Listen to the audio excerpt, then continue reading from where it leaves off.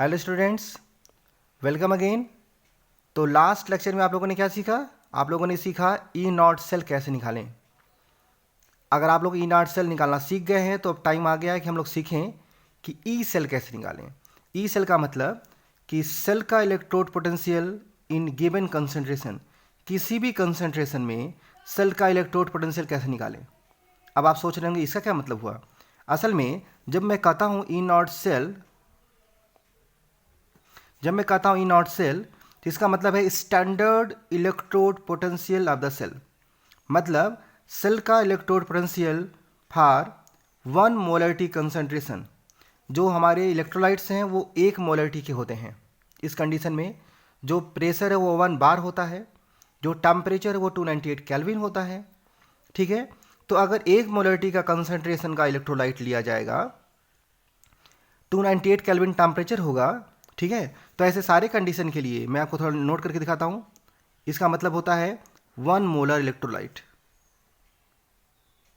ठीक है, E not cell हमेशा ही 1 मोलर सोल्यूशन के लिए निकाला जाता है। लेकिन अगर आपके पास कोई ऐसा सोल्यूशन है, कोई ऐसा इलेक्ट्रोलाइट है जिसका कंसंट्रेशन 1 मोलरिटी नहीं है, कोई दूसरा कंसंट्रेशन है, कुछ भी कंसंट्रेशन दिया हुआ है, ऐसे में उसको ई नॉट सेल नहीं कहा जा सकता। तो किसी भी गिवन कंसंट्रेशन का सेल पोटेंशियल निकालने के लिए हम एक नया इक्वेशन यूज करते हैं जिसका नाम है नर्स्ट इक्वेशन। उसी को डराइव करना आज हम लोग सीखेंगे। ठीक है, और मैं आपको दिखाऊंगा कि नर्स्ट इक्वेशन निकाला कैसे जाता है और इसका क्या मतलब है। ठीक है, तो मुझे याद आ रहा है कि क्लास 11th में हम लोगों ने एक थियरी पढ़ी थी, गिब्स एनर्जी। वही शुरुआत करते हैं। ठीक है, चलिए शुरू करते हैं। आपको याद आएगा from Gibbs energy, Gibbs free energy उसको बोलते हैं। फ्रॉम गिब्स फ्री एनर्जी आपको याद आना चाहिए कि जो डेल्टा जी था उसका एक रिलेशन था डेल्टा जी नॉट, है ना, plus R T L N Q. ठीक है, यहाँ पे डेल्टा जी नॉट क्या है? Standard Gibbs free energy, delta G Gibbs free energy, और आपको पता है gas constant, T temperature, L N, log में क्यू है रिएक्शन कोसेंट। ठीक है, जहाँ पे आप लिखेंगे वेयर जो क्यू है वो रिएक्शन कोसेंट है। रिएक्शन कोसेंट याद आ रहा है? इक्विलिब्रियम चैप्टर में रिएक्शन कोसेंट यूज किया गया ये वर्ड, है ना? याद आ रहा है कि नहीं याद आ रहा है?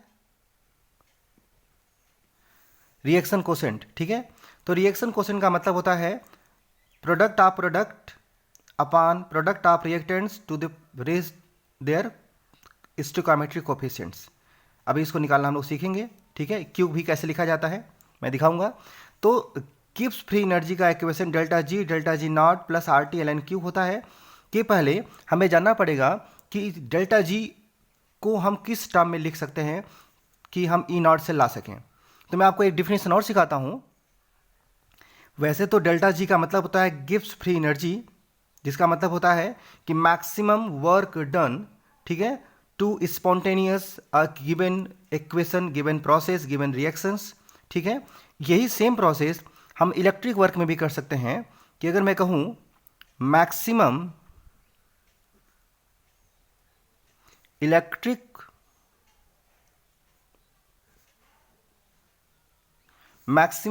वर्क डन, जिसको बोला जाता है डब्ल्यू मैक्स, तो इसका भी एक फार्मूला होता है कि एन एफ ई सेल। तो आप सोचेंगे ये फार्मूला आपके पास कहाँ से आ गया? तो उसके लिए बड़ा ही आसान तरीका है। मैं कहूँगा कि ई को थोड़ा सा आप और डिफाइन करते हैं। ठीक है, ई मतलब इलेक्ट्रोड पोटेंशियल को हम थोड़ा सा और डिफाइन करते हैं कि मैं कहूँगा ई जो है is defined as the decrease in delta G पर कूलम्ब ऑफ चार्ज ट्रांसफर। ठीक है, ट्रांसफर्ड। ठीक है, मतलब ई जो होता है इलेक्ट्रोड पोटेंशियल, उसका एक्चुअली मतलब होता है कि डेल्टा जी गिव्स फ्री एनर्जी पर कूलम्ब चार्ज ट्रांसफर से कितना डिक्रीज हुआ। हम उसी को बोलते हैं इलेक्ट्रोड पोटेंशियल ई। तो आप देख पा रहे हैं n यहाँ पे नंबर ऑफ चार्ज है, यह फैराडे कांस्टेंट ई सेल की वैल्यू है। तो जो W मैक्सिमम होगा वो यही होगा कि कितना चार्ज ट्रांसफ़र हुआ पर कूलम, जिससे कि डेल्टा जी की वैल्यू डिक्रीज हुई, और हम उसको कहेंगे ई की वैल्यू। ठीक है, इस फार्मूले से, मतलब इस इक्वेशन से मैं कह सकता हूँ कि इस तरीके से हम लिख क्या सकते हैं कि W मैक्सिमम ही है वो एनर्जी है जो एक्चुअली डेल्टा जी है। W मैक्सिमम ही क्या है, वो गिब्स फ्री एनर्जी है जिससे हम लोग किसी भी प्रोसेस को एग्जामिन कर पाते हैं, किसी भी प्रोसेस को समझ पाते हैं। ठीक है, तो ऐसे में मैं इसकी जगह पे लिख क्या सकता हूँ, मैं लिख सकता हूँ कि delta G equal to minus N F E cell. Minus sign क्यों आया, क्योंकि गिब्स फ्री एनर्जी हमेशा डिक्रीज करती है जब भी कोई प्रोसेस स्पॉन्टेनियस होता है। ठीक है, ध्यान रखिएगा, डेल्टा जी की वैल्यू डिक्रीज करती है, डेल्टा जी की वैल्यू माइनस होती है for any given spontaneous process. ठीक है, किसी भी गिवन स्पॉन्टेनियस प्रोसेस के लिए तो minus N F E cell होता है। या फिर आप इसको ऐसे भी लिख सकते हैं कि delta G nought equal to minus N F E not cell. अगर इसको नॉट कहेंगे स्टैंडर्ड कंडीशन, तो यहाँ पे ई नॉट सेल लगाना पड़ेगा। ठीक है, इस तरीके से हमारे पास कुछ इक्वेशन बनेंगे डेल्टा जी के टर्म्स में। अब ये दोनों ही वैल्यू अगर फर्स्ट इक्वेशन में पुट कर दिया जाए तो आपके पास वैल्यू आ जाएगी, आपके पास वैल्यू आएगी minus N F E cell, आप कहेंगे from equation first equal to minus N F E not cell plus R T L N Q. ठीक है, और अगर माइनस एफ से, ठीक है, इक्वेशन को डिवाइड कर दिया जाए, डिवाइडेड बाई, ठीक है, माइनस एन एफ, अगर आप माइनस एन एफ से डिवाइड कर देंगे तो ये पूरी वैल्यू कट जाएगी, यहाँ पे क्या बचेगी, ई सेल बचेगा equal to E not cell. ठीक है, माइनस से कर रहे हैं तो यहाँ माइनस साइन आ जाएगा, minus R T N F L N Q, equation fifth.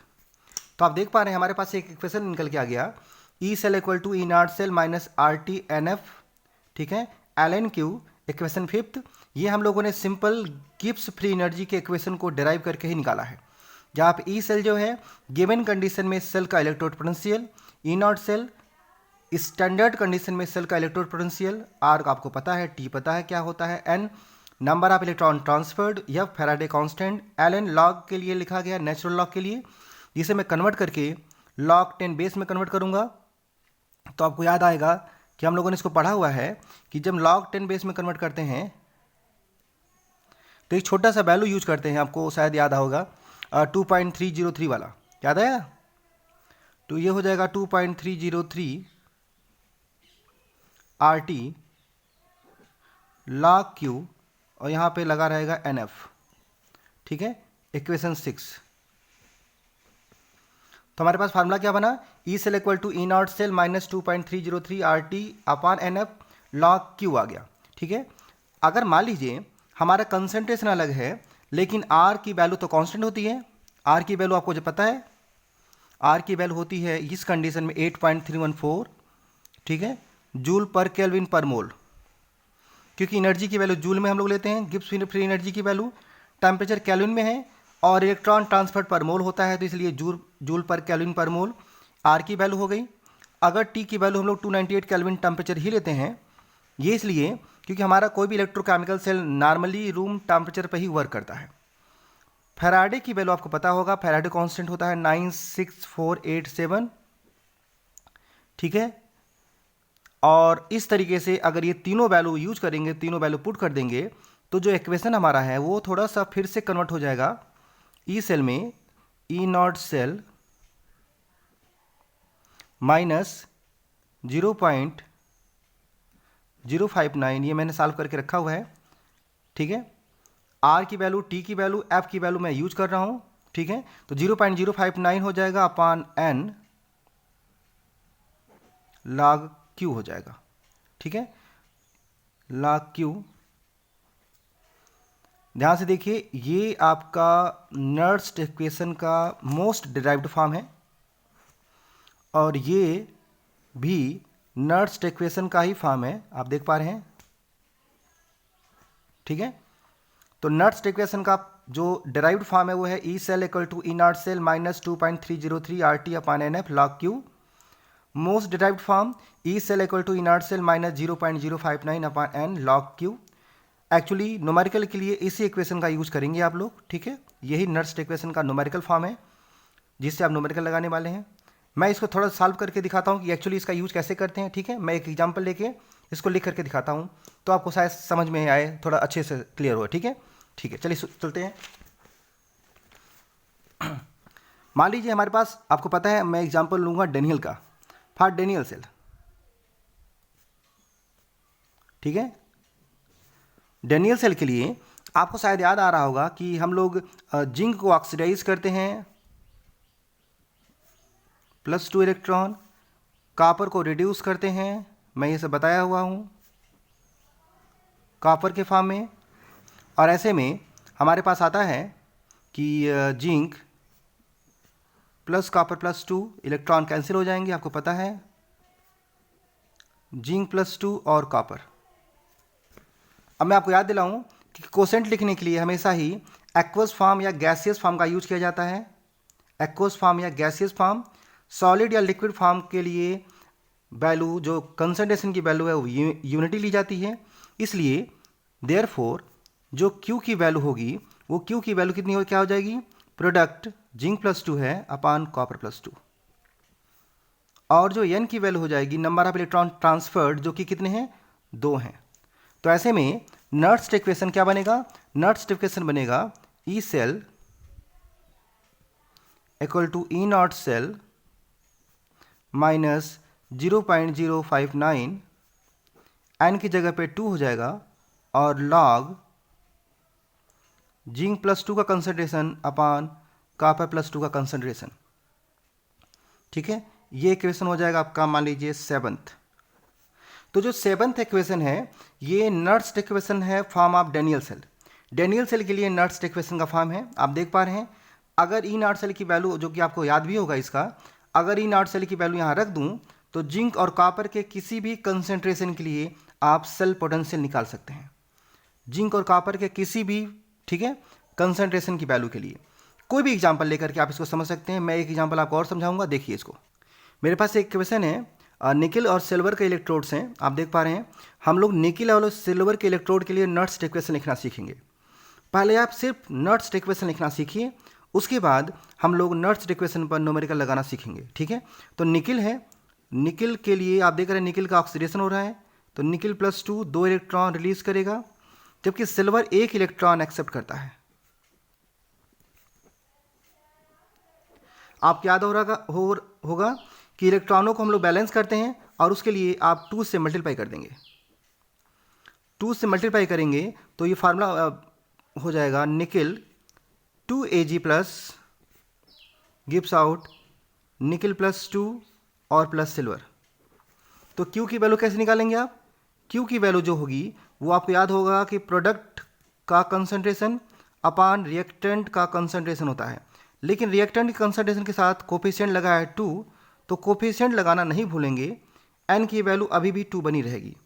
N की वैल्यू क्या है, number of electron transferred, number of electron transferred. तो आप जब तक रिएक्शन, देखिए ध्यान से सुनिए मेरी बात, जब भी नट्स इक्वेशन सॉल्व करना हो पहले आप एक इक्वेशन बनाइए, नंबर ऑफ इलेक्ट्रॉन ट्रांसफर देखिए, कितना इलेक्ट्रॉन ऑक्सीडाइज हुआ, कितना इलेक्ट्रॉन रिड्यूस हुआ, उसके बाद एन की वैल्यू डिसाइड करिए। सिर्फ चार्ज देख के नहीं डिसाइड कर सकते हैं, ठीक है। जबकि Q की वैल्यू हमेशा प्रोडक्ट का कंसंट्रेशन अपान रिएक्टेंट का कंसंट्रेशन होता है, लेकिन अगर कोई कोफिशिएंट है तो वो पावर में चला जाता है, और इसलिए हमारा जो नट्स इक्वेशन बनेगा वो बनेगा E cell equal to E not cell minus 0.059, N की वैल्यू अभी भी 2 है, लॉग और Q की वैल्यू की जगह पे निकल +2 अपान सिल्वर का कंसंट्रेशन का स्क्वायर हो जाएगा। अगर हमारे पास निकल और सिल्वर के कंसंट्रेशन दिए हुए हो तो ई नॉट सेल की वैल्यू रख करके आप आसानी से ई सेल की वैल्यू निकाल सकते हैं, और ये है नट्स equation for nickel silver electrode, ठीक है। तो आज हम लोगों ने जो पढ़ा उसको थोड़ा एक बार देख लीजिए आप, ठीक है। मैं आपको दिखा रहा हूँ। ये देखिए ओवरव्यू इसका। नर्ट्स इक्वेशन निकालना कैसे सीखते हैं, उसके लिए आपको गिब्स फ्री एनर्जी का रिलेशन पता होना चाहिए। उसमें आप सिंपली NFE सेल पुट करेंगे जो कि डब्ल्यू मैक्सिमम को इंडिकेट करता है। गिब्स फ्री एनर्जी के लिए कोई कन्फ्यूजन नहीं होना चाहिए, वो सिर्फ ये इंडिकेट करता है कि जो अमाउंट ऑफ एनर्जी, जो maximum amount of energy available है to do any spontaneous work. किसी भी स्पॉन्टेनियस वर्क के लिए जो मैक्सिमम एनर्जी अवेलेबल होती है उसी को बोलते हैं गिब्स फ्री एनर्जी। क्योंकि ये वैल्यू डिक्रीज करती है to the process when the process is spontaneous. जब स्पॉन्टेनियस प्रोसेस होता है तो उसके लिए ये वैल्यू डिक्रीज करती है, इसलिए हम लोग साइन माइनस लेते हैं, ठीक है। इसीलिए जब हम लोग इलेक्ट्रिक वर्क की बात करते हैं, चूँकि इलेक्ट्रोड पोटेंशियल भी एक तरह का इलेक्ट्रिक वर्क को इंडिकेट करता है, तो ऐसे में हम लोग NFE सेल लेते हैं। उसी का यूज करके मैंने ये फार्मूला ड्राइव करा है, आप देख पा रहे हैं। नट्स इक्वेशन लिखना सीखिए, किसी भी डेनियल सेल के लिए, किसी भी दूसरे इलेक्ट्रोड के लिए नट्स इक्वेशन कैसे लिखा जाता है। अब जब कंसंट्रेशन आपको दिया रहेगा तो कंसंट्रेशन का यूज करके आप इसको निकाल सकते हैं। इसके 2-3 फार्मूले और भी हैं, 2-3 रिलेशन और भी हैं, ठीक है। बस 2 मिनट में मैं इसको दिखा देता हूँ, उसको डिराइव नहीं करना, सिंपली बस लिखना है, ठीक है। चलिए लिख के दिखाता हूँ मैं आपको। देखिए, मान लीजिए इक्विलिब्रियम कांस्टेंट के लिए आपको सॉल्व करना है इसको, ठीक है। इक्विलिब्रियम कांस्टेंट के लिए आपको नट्स इक्वेशन निकालना है। इक्विलिब्रियम कांस्टेंट, तो इक्विलिब्रियम कांस्टेंट आपने शायद पढ़ा ही है कि इक्विलिब्रियम कांस्टेंट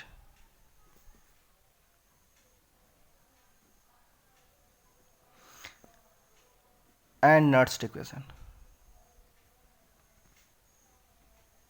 तो इक्विलिब्रियम कांस्टेंट आपको पता है क्या होता है ना। मैं उसके पहले बता दूं कि इक्विलिब्रियम पर सेल का पोटेंशियल जो ई सेल होता है उसकी वैल्यू होती है 0। ई नॉट सेल 0 एट इक्विलिब्रियम, क्योंकि दोनों तरफ से जो वैल्यू है, जो पोटेंशियल है, बराबर हो जाता है। तो इक्विलिब्रियम पर ये वैल्यू होती है, जबकि QC की वैल्यू हो जाती है KC के बराबर। ये भी याद आपको होगा शायद। QC reaction quotient in the terms of concentration always equal to the equilibrium constant in the terms of concentration at equilibrium, ठीक है। तो इसका मतलब हमारा जो इक्वेशन है, हम इक्वेशन को थोड़ा लर्न करेंगे।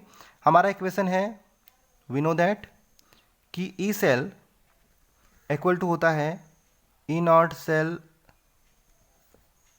Minus 0.059 upon n log Q होता है।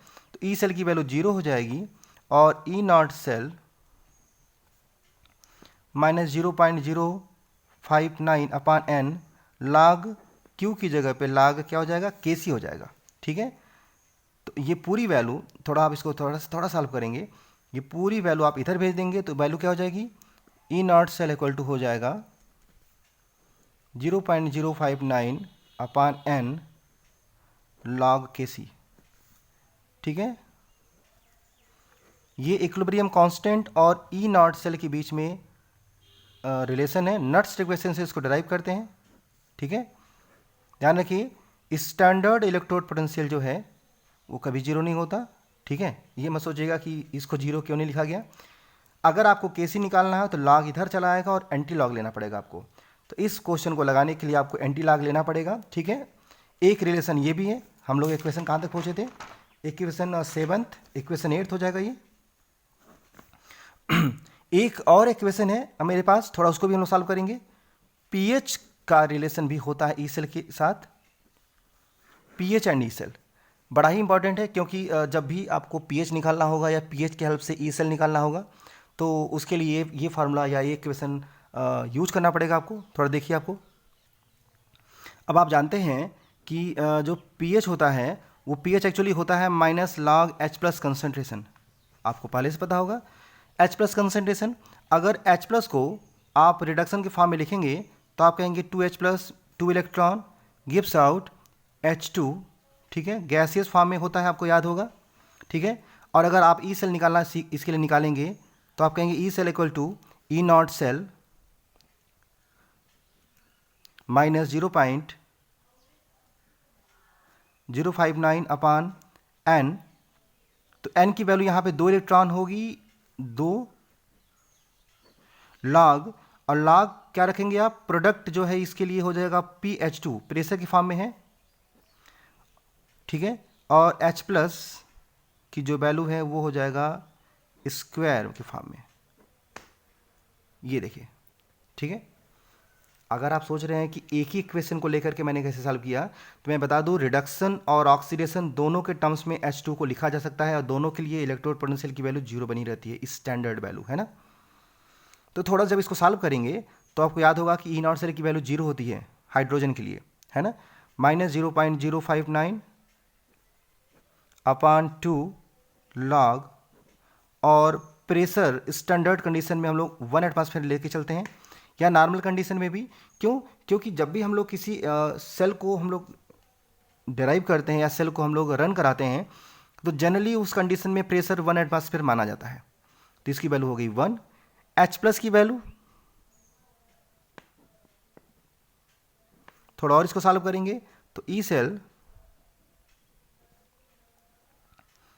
ये पूरी वैल्यू सॉल्व करते जा रहा हूँ मैं, थोड़ा देखते जाइए, -0.059, ठीक है, अपॉन 2, और इसको सॉल्व करेंगे तो ये आ जाएगा log H प्लस पे -2 हो जाएगा, है ना, और -2 इधर आएगा तो -2 log H प्लस होगा, आपको याद होगा, -2 log H प्लस, -2 से 2 कट जाएगा तो यहाँ माइनस बचा रहेगा, याद आ रहा है आपको, मैं सॉल्व करके सीधे लिख रहा हूँ, ध्यान रखिए, ये हो जाएगा 2 इधर आ जाएगा तो हो जाएगा -2 log H प्लस, 2 से 2 कैंसिल होगा लेकिन माइनस साइन नहीं कैंसिल होगा, और माइनस log H प्लस की वैल्यू क्या होती है, pH। इसका मतलब जब इसको सॉल्व करूंगा मैं तो -0.059 और क्या हो जाएगा, pH आ जाएगा। तो ई सेल का जो फार्मूला होता है हमारा, वो सीधा फार्मूला होता है E cell equal to -0.059 pH, ठीक है। अगर आपको pH निकालना हो तो इस फार्मूले से, या ई सेल निकालना हो, pH दिया हो, इस फार्मूले से निकाल सकते हैं। इक्वेशन नंबर 9 है ये, इक्वेशन नंबर 9, ठीक है। तो इस तरीके से हमारे पास कई सारे फार्मूले आ गए। मैं फार्मूले को थोड़ा सा एक जगह लिख रहा हूँ। फार्मूला कौन कौन सा हमने सीखा, हमने सीखा नर्स्ट इक्वेशन। नर्स्ट इक्वेशन क्या होता है, नर्स्ट इक्वेशन होता है E cell equal to E not cell, सब पे न्यूमेरिकल लगेगा, हम लोग सीखेंगे अगले सारे लेक्चर में, यही सीखना है। E cell equal to E not cell -0.059 upon n log Q सीखा, ठीक है। फिर मैंने कहा कि इक्विलिब्रियम कांस्टेंट के साथ फार्मूला होता है, तो मैंने कहा E not cell equal to 0.059 upon n log Kc, log Kc। एक फार्मूला हम लोगों ने ये सीखा। हम लोगों ने सीखा कि pH के साथ भी इसका रिलेशन होता है, ई सेल इक्वल टू -0.59, अच्छा सॉरी n तो यहाँ नहीं है, n कैंसिल हो चुका है, pH। एक फार्मूला हम लोगों ने पहले ही सीखा था, आपको शायद याद होगा, E cell equal to -NFE, गलत लिख दिया लग रहा है मैंने, delta G equal to -NFE cell, delta G equal to या delta G naught equal to -NFE naught cell, ठीक है। तो ये जो चारों फार्मूले हैं, ये चारों फार्मूले इस पूरे चैप्टर के सोल हैं, जिस पे सारे तरह का न्यूमेरिकल लगाए जाएंगे। फार्मूले को थोड़ा देखिए कि नर्स्ट इक्वेशन का फार्मूला, इक्विलिब्रियम कांस्टेंट के साथ उसका रिलेशन, pH के साथ उसका रिलेशन, और गिब्स फ्री एनर्जी के साथ उसका रिलेशन। ये फार्मूले हम लोग एक एक करके इस पर न्यूमेरिकल लगाएंगे। आप तब तक नर्स्ट इक्वेशन निकालना सीखिए, pH कैसे निकालते हैं उसको सीखिए। मैं इसको ओवरव्यू दिखा रहा हूँ, उसको देख लीजिए, ठीक है। pH कैसे निकालते हैं उसको सीखिए, ये सब सीखिए, नर्स्ट इक्वेशन निकालना। बस अभी क्या करिए, आप लोग पहले नर्स्ट इक्वेशन लिखना सीखिए कि किसी भी गिवन इक्वेशन के लिए नर्स्ट इक्वेशन कैसे लिखा जाता है, फिर मैं आपको न्यूमेरिकल लगाना सिखाऊंगा। Okay, thank you.